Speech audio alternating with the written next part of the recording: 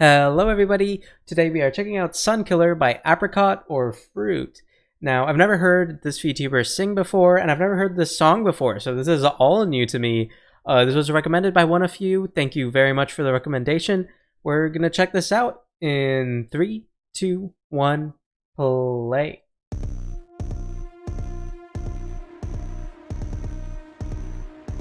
Oh, we've got this like Doom-esque bass. This sounds like a bass that's being used as percussion here. It's very reminiscent of like the Doom soundtrack. Ooh.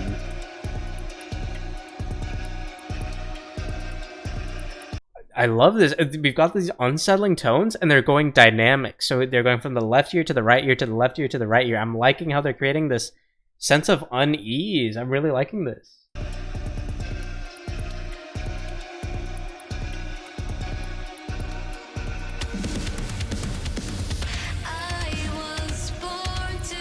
Ooh, okay, we've got this really nice, very beautifully mixed drum set backing up this really nice vocal introduction. We've got this, this feels like a nightwish introduction. It's got this really solid bassy drum tone.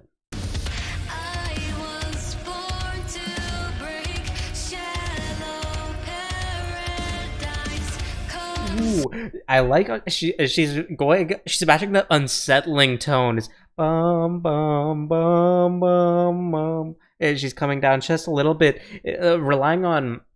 It feels like that sort of harmonic seventh, that harmonic minor seventh. I always keep stressing how much I love that harmonic minor seventh tone, that sharp seven. It creates a sense of unease and exotic flavor that I love to hear it.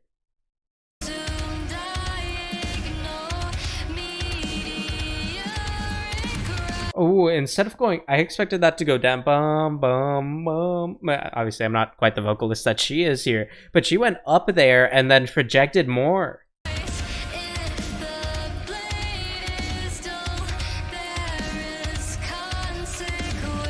Ooh.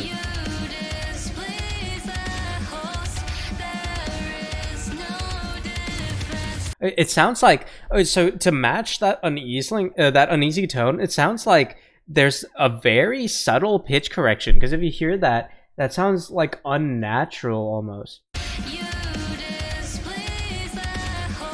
You hear how she sings that? It doesn't sound like there's... I don't think there's multiple vocal tracks. It's possible that there's just like some reverb that's creating that effect there. But to me, what I hear is a very subtle pitch correction that's not there to correct the pitch, but rather to create this unsettling, unhuman feeling to the song, which is very good awareness of how you can manipulate your vocal tracks to match your instrumental.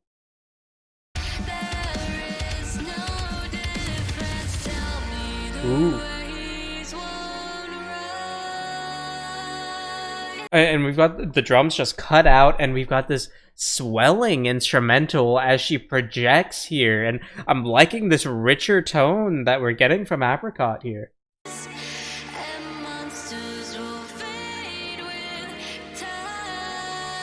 Yeah, here when she sings Time, you can definitely hear that slight pitch correction, and I'm actually quite liking that. Usually when I hear pitch correction, I'm like, maybe it's not necessary, or it's too strong, or it detracts from the vocals. Here it's perfect because it's just a tiny bit. You wouldn't even really notice it if you're just like listening to it in the back, but it's just enough to create this unsettling, eerie feeling that adds so much, especially when we've got this vocal centric segment where the drums cut out and we're just getting the swelling.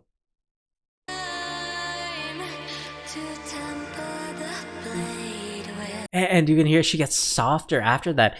We've got the swelling. It comes back down to a lower swelling instrumentation, and we've got her coming down but still hitting like a higher note. So we're coming down in projection, we're coming up in pitch, and I'm really liking how she's using that to push the song forward.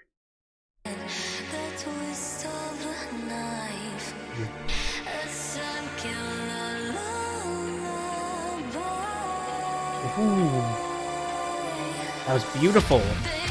Nice. And now we're reintroducing the drums and the guitar. I love that chugging guitar there. I also like how it's matching her vocals with the guitars as she goes up bum bum bum. Or, sorry, I'm obviously not the vocalist she is, but I'll just go back and how she's saying that.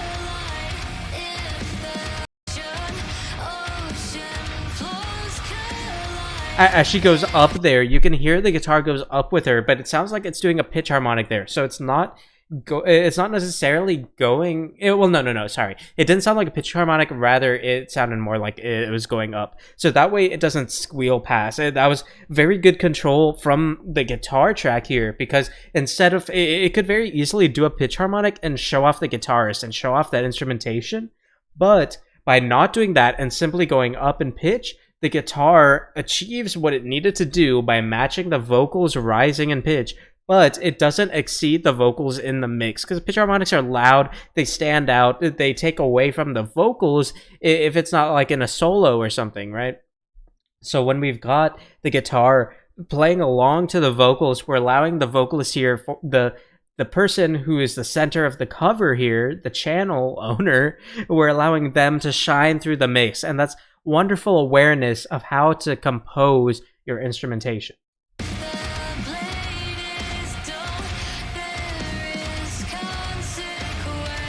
Nice.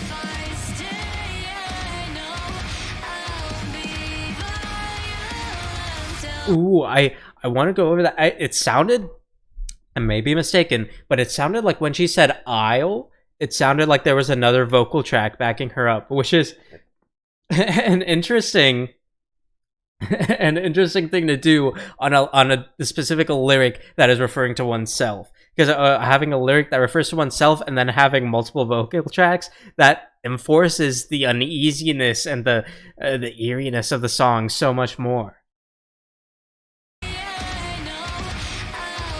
You can hear that when she goes "I'll," we have a really subtle low vocal track matching her.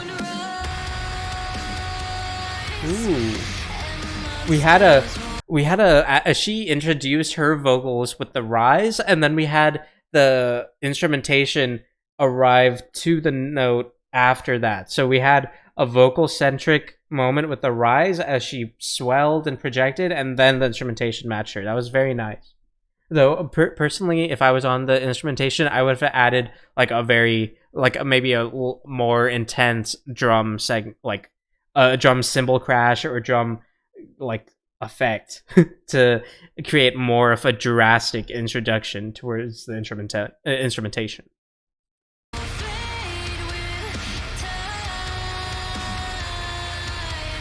Nice. Okay, I'm liking that she goes up here instead of sitting on that note and then going to temper the blaze. I don't know why I am trying to sing like she is.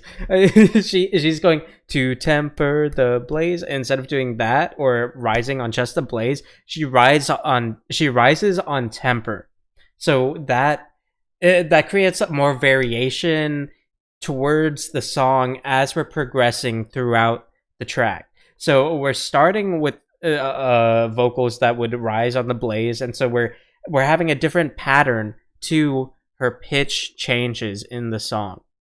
This song has me very excited. I'm sorry if I'm like stuttering over myself. I am enjoying this very much. I'm a huge metal fan, so I'm really liking this song. Nice. Ooh, instead of going like higher for the lullaby, she stopped a chest short of it to create that.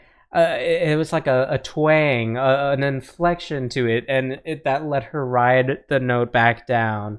And then she projects towards the end of the word lullaby. That was really nice. Ooh. Okay, not expecting this. Complete cutout, and we're just getting these digital drums now. And we've got this like ringing gong swelling in the back. Ooh. And now we've got another vocal track layering with it. Okay. Wow. Ooh, and the instrumentals are getting more and more intense as we're getting that vocal backing on this whisper vocal.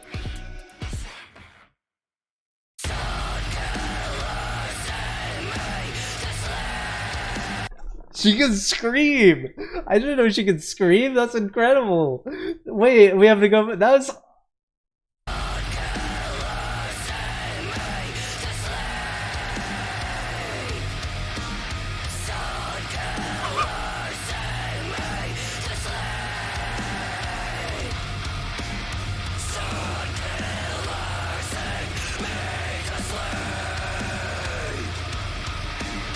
This sounds like she's got two screaming tracks on that. It sounds like she's screaming low and then she's screaming on this mid to high tone. I wouldn't say high tone. It's more of like a mid tone scream and then a bass tone scream. I'm really liking that.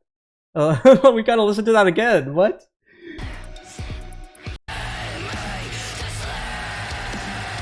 It's interesting. She's got this flaky inflection to it that allows her to pop out her voice just enough. It sounds a lot rougher than a lot of screams you'll hear, and I don't mean rougher in a bad way. I mean rougher in the sense that she's really just going for it. She's letting it shred her vocal cords for that. I mean, obviously, you don't want to do that when you scream, but I mean, in terms of how it sounds, she's really getting that harshness and distortion onto it, but she's not focusing just on the bass tones. She's going for that middle tone, and you can hear her voice popping out through her scream as she does it.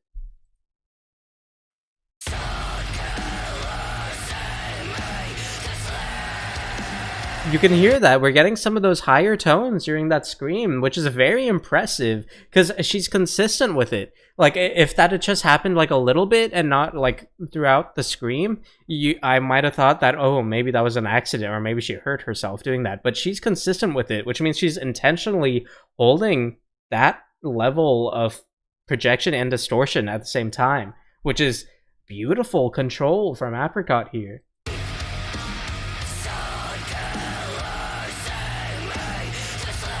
Yeah, she's still getting just that right amount of voice popping out through the screen.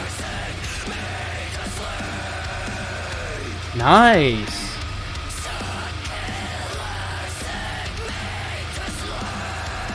Nice!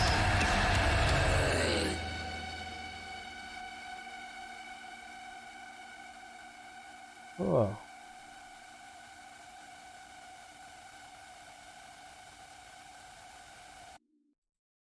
All right. Wow. I feel like I just went on a roller coaster there. That was excellent. I loved that. That was I was not expecting the screaming there, especially with her softer voice we got at the beginning, and it was she was holding her notes very well. I noticed she has a very good consistency to her voice. It never felt like she was really wavering or she ever had any issues holding a pitch. That was very nice. I really liked that one. That was excellent. And thank you. Thank you so much for recommending this to me. Thank you so much for watching. As always, feel free to recommend more in the comments below. Aside from that, I will see you next time. Have a great rest of your day, and goodbye.